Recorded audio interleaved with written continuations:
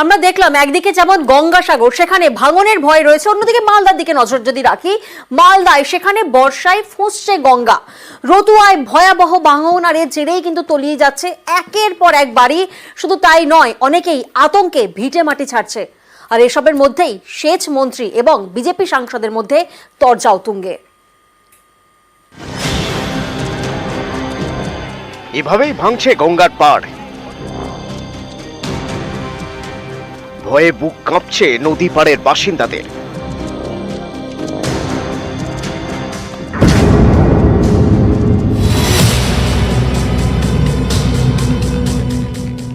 মালদার রতুয়া 1 নম্বর ব্লকের বিলাইমারি গ্রাম পঞ্চায়েতের কান্তুটোলা। গত বছরের পর এবারও এখানে ভয়ঙ্কর গঙ্গা। ভাঙনে ইতিমধ্যেই তলিয়ে গিয়েছে একের পর এক বাড়ি, বিঘের পর বিঘে চাষের জমি, ইলেকট্রিক ট্রান্সফরমার থেকে জলের কল সব তলিয়ে গিয়েছে। দুর্ভোগ চরমে। স্থানীয়দের দাবি, মিলছে না খাবার জল, এলাকা জুড়ে কারেন্ট অফ। এদিকে প্রতিদিনই একটু একটু করে গ্রামের দিকে এগিয়ে আসছে গঙ্গা।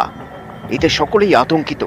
অনেকেই ছাড়ছেন ভিটে মাটি, অনেকে আবার বাড়ি ঘর নিজেরাই ভেঙে ফেলছেন যাতে ইটগুলো নিয়ে যাওয়া যায়, অন্য কোথাও একটা ঘর করা যায়। 10 কিলোমিটার দূরে ছিল নদী, কাটতে কাটতে আমাদের জমিন জায়গা সবই চলে গেল গঙ্গার বক্ষে। এবং বাড়িটা যে ছিল, বাড়িটাও গত সাল থেকে আমাদের বাড়িটাও গঙ্গা বক্ষে চলে গেল। এখনো সরকার কোনো মতামত নিচ্ছে না কিংবা কোনো কাজও করছে না। এর আগে বস্তার কাম হয়েছিল, কিন্তু কই সেই মতো মতামত কিছু করছে না। আর কিন্তু ওইগুলো হয়তো গঙ্গাতে চলে গেল।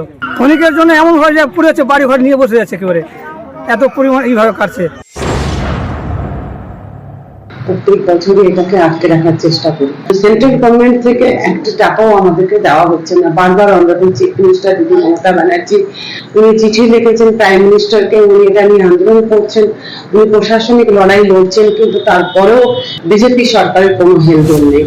রাজ্য সরকার একটাও চিঠি দেয়নি কেন্দ্র সরকারকে এখনো পর্যন্ত। আমি তো দায়িত্ব নিয়ে বলছি। তাহলে এই সমস্ত এলাকার যে ভাঙন রোধ করবার জন্য রাজ্য সরকারের কি পদক্ষেপ করেছেন তারা?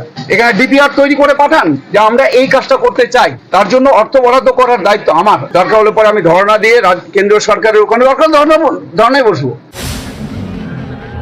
মালদা থেকে ক্যামেরায় লিপেশ লালার সঙ্গে সেবক দেব শর্মা, নিউজ 18 বাংলা।